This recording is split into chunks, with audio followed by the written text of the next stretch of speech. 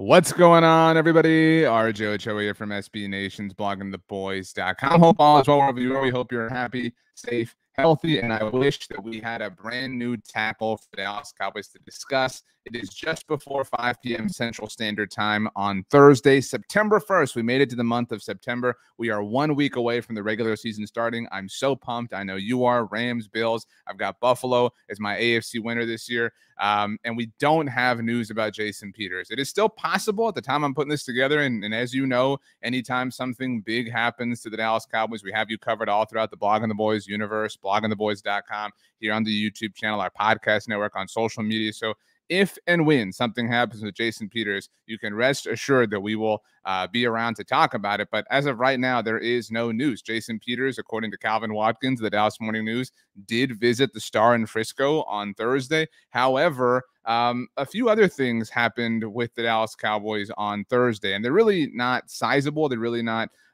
massive. They're really not of a huge variety, but they are things that are important as we kind of put this puzzle together. And by this puzzle, I mean this roster, this 53-man roster and the 17-man practice squad. Now, in case you were unaware, the Dallas Cowboys are allowed to have 17 players on their practice squad. The maximum is 16, but Dallas has Isaac Alarcon, who is a member of the International Pathway Program, so he is an exemption. So the Cowboys actually, when Wednesday was over, as far as business is concerned, when we were here on our live show on the channel, they had 16 reported players on their practice squad. Now, one of them, running back Quadri Allison, had not been confirmed by the Cowboys. It had been reported by PFF. It was reported by the Dallas Morning News on Thursday, so he is now a member. In fact, the Cowboys did announce that move. However, the Cowboys also announced the signing of Dakota Shepley, a center, to their practice squad. So that is the full practice squad for the Dallas Cowboys. They have all 17 spots occupied, and currently on the practice squad are both backup quarterbacks in Cooper Rush and Will Grier,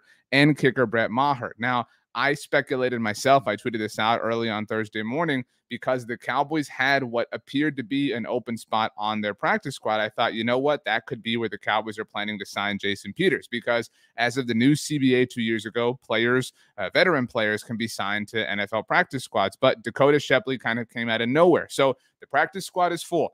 If the Cowboys are going to sign Jason Peters, it is going to have to be a situation where they create a roster spot. If we look at the 53-man roster as it is right now, if Jason Peters joins this team, it will have to be on the 53-man roster or the practice squad. I guess that is true. And the Cowboys will have to say goodbye to somebody. Now, the Cowboys are getting a little bit crafty here, and I think that we need to give them a little bit of credit. All right. And we've spent a lot of time I've spent a lot of time talking about the shortcomings of this team, and those are all still true. Those are all still relevant. But the Cowboys are doing something here that is a bit smart that, again, I think that needs to be discussed. Now, always making sure nothing's happening here. Let's see if anything's good.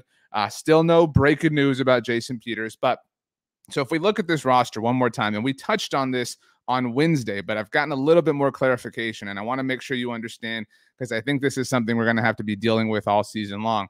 You look at this, and a lot of people have asked us. They've said, well, what's going to happen when it comes to Cooper Rush? What's going to happen when it comes to Brett Maher? The Cowboys do not have a backup quarterback or a kicker on their team. They cannot go into an NFL game without those positions, right? Those are obviously very important. And so what are you going to do? Are you going to create 2 roster spots? Are you going to create a third if Jason Peters is on this team? No, you're probably not, because of a loophole. We'll call it that. It's probably not the right word, but we'll call it a loophole, a trick that the Dallas Cowboys are seemingly on the verge of exploiting. Now, I mentioned that both backup quarterbacks, Cooper Rush and Will Grier, are on the practice squad. I mentioned that Brett Maher, the kicker, is on the practice squad. The fact that they are on the practice squad and not waiting arrival on the 53-man roster tells us what the Dallas Cowboys are doing. Now, if you didn't see Wednesday's show, we started talking about this. We're starting to see more NFL teams do this with the CBA now being in its 3rd operational year. They're kind of cheating. There is a loophole, again, in the CBA that allows NFL teams to carry what is effectively a 55-man roster on game days. In case you are unaware, the NFL mandates that you can only have 53 players on your active roster. That's where the term 53-man roster comes from. You can have 16 players on your practice squad. That is an evolution of the new CBA 2 years ago. And on game days, you can have 46 active players. Okay, so what does all that have to do with the loophole the Cowboys are exploiting? Well, I tell you what, the Dallas Cowboys have identified something here. According to the new CBA, and you say the word new, but it's 2 years old at this point in time, NFL teams can elevate 2 players from their practice squad to their active roster in a given week. They can only do this 2 times. All right. So, or excuse me, 3 times. This is where all the confusion. It's been a very confusing story to kind of sift our way through. Let's use Cooper Rush and Brett Maher as examples. I almost messed up their names. Okay. So use Cooper Rush, Brett Maher, both currently on the Dallas Cowboys practice squad. Let's fast forward. Next week, the Dallas Cowboys are getting ready to play the Tampa Bay Buccaneers. These players are not on the 53-man roster. However, because of this little mechanism, the Dallas Cowboys can flip that switch, and all of a sudden, even though they're on the practice squad, Cooper Rush and Brett Maher can both be a part of the Dallas Cowboys, what becomes 55-man roster. They can both play in games. That's a real thing. So it's kind of cheating. It's kind of having players on your practice squad that are actually a part of your active roster. And I know what you're thinking. You've probably heard of the term poaching when it comes to practice squads. What happens, RJ, if another NFL team, maybe a Cowboys competitor, says, well, you know what? We're going to take your kicker. We don't think Brett Maher is that good, but we want to take him so you don't have a kicker. Well, guess what? NFL teams have 4 protections in place. Every single week, the Dallas Cowboys, just like every other NFL team, can establish 4 players on their practice squad who they want to protect. And if they do protect them, it effectively prohibits another NFL team from poaching them. It makes it very, very, very difficult for that to happen.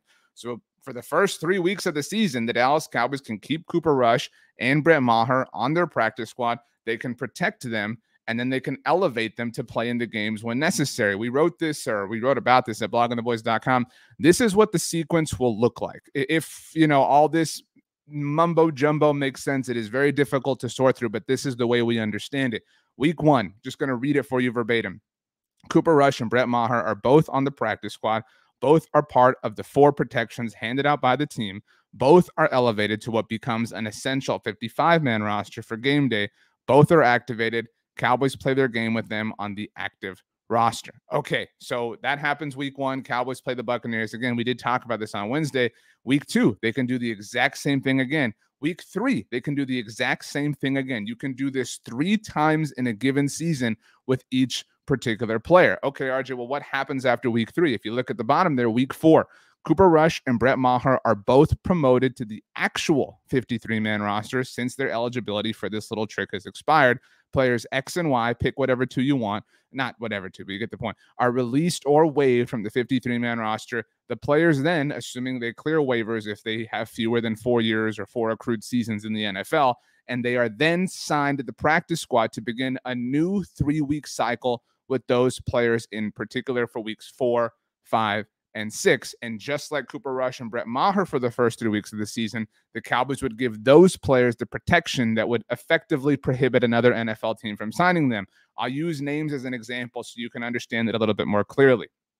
Say Cooper Rush and Brett Maher are part of what the Cowboys are envisioning here. Weeks 1, 2, and 3, neither of them are on the 53-man roster, yet they are allowed to obviously be a part of what the Cowboys are doing in their games for those given weeks. After week 3 is over, you can't do it anymore with these players because you've done it 3 times. So what do the Cowboys do? I don't know. I'm making this up. Say they cut Jake McQuaid and CJ Goodwin. We know that they cut those players in order to establish their initial 53-man roster.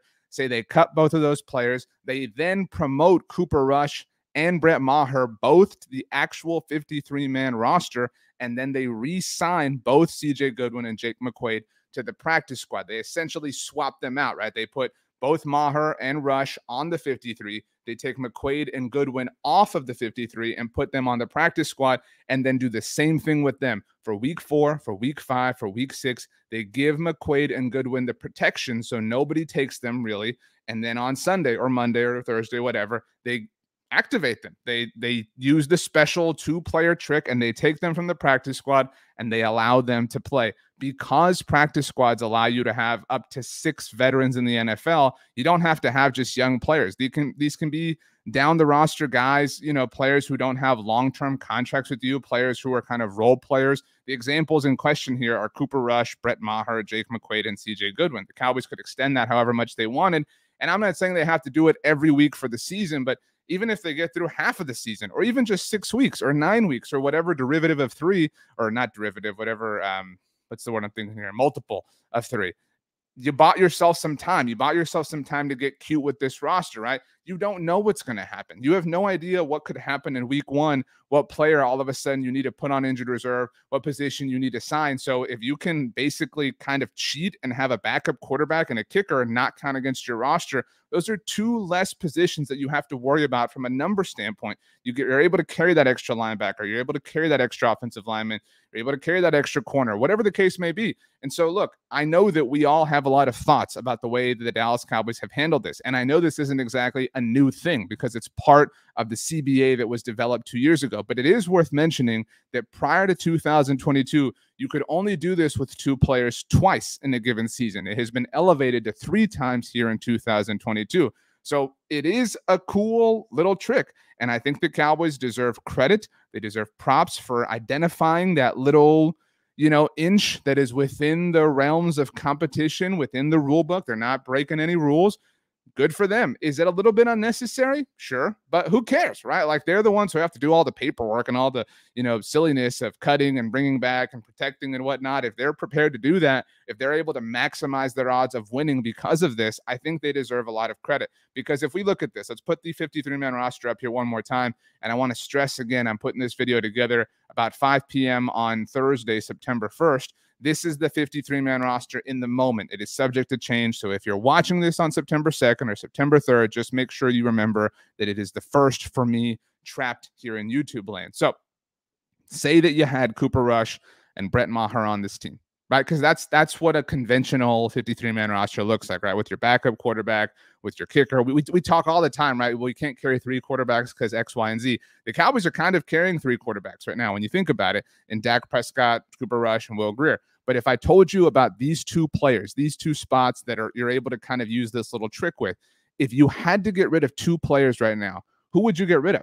All right, like who would it be? I think for me, if I had to, I think Josh Ball is certainly a name you can throw out. But if you're talking about, where the Cowboys are going deep right now, I think it'd probably be one of the linebackers. It'd probably be one of Devin Harper or Luke Gifford. I think it might be, Dennis Houston if Michael Gallup is back, right? That changes the calculus, right? It might be, I don't know, Terrell Basham, right? Like, it might be John Ridgeway. And so if you think about it, because if you're somebody who's saying this is silly, this is dumb, why are the Cowboys going to all this effort? It's so that the players that we just talked about, the players we said, well, maybe it would be X or Y or Z, is so they don't have to make those decisions. It's so they can maintain those players on their roster, in their building, under team control. And so I think they deserve some credit for thinking outside the box. I don't give the Cowboys a lot of credit right now because I don't think they're doing a lot of wise things, but I do think this is really smart. And I think we're going to start to see this across the NFL as a whole. I think it's going to start to become way more popular as teams understand the exact mechanics of it. You can't just do it with your superstars, right? You can't say, okay, we'll just put Micah Parsons on the practice squad. It doesn't work. But if you have the right kind of roster, if you don't have, like, would I rather be the Baltimore Ravens and have a kicker who's so amazing that I want him on the 53-man roster? Yeah, I would rather be in that situation. But if you're in this boat, every single team in the NFL has a position on their roster where they have players who are kind of on the bubble, right? The 52nd, 53rd guys. And if you can get away with this, now that the practice squad allows for veteran players to be on there, you can have up to 4 players who you protect throughout a given week. You can promote 2 of them 3 different times throughout the season. I don't see why you wouldn't take advantage of it. So I do think that we're going to start to see this particular path taken advantage of more and more and more across the NFL, not just this season, but in the future. And why not? Why not? It helps save players. It helps. There's always somebody, right? Like, we can sit here and we can think about, some down the roster receiver or corner that the Cowboys moved on from. I mean, these are not great examples, but Danny Amendola, I'm not saying they would have kept him around.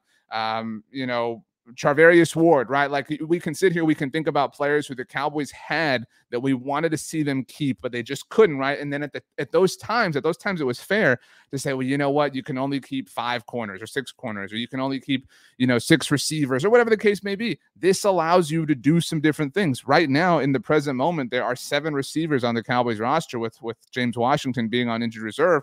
And so if it weren't for this little trick, this little manipulation, maybe that wouldn't be the case. So kudos, Cowboys. We're proud of you. Great job. My name is RJ Ochoa. You can follow me on Twitter or Instagram at RJ Ochoa, on TikTok at RJ.Ochoa. If you want to email me, you can, rj.ochoa at sbnation.com. If you want to send me a comment here, you, of course, can do that as well. We'll get to those.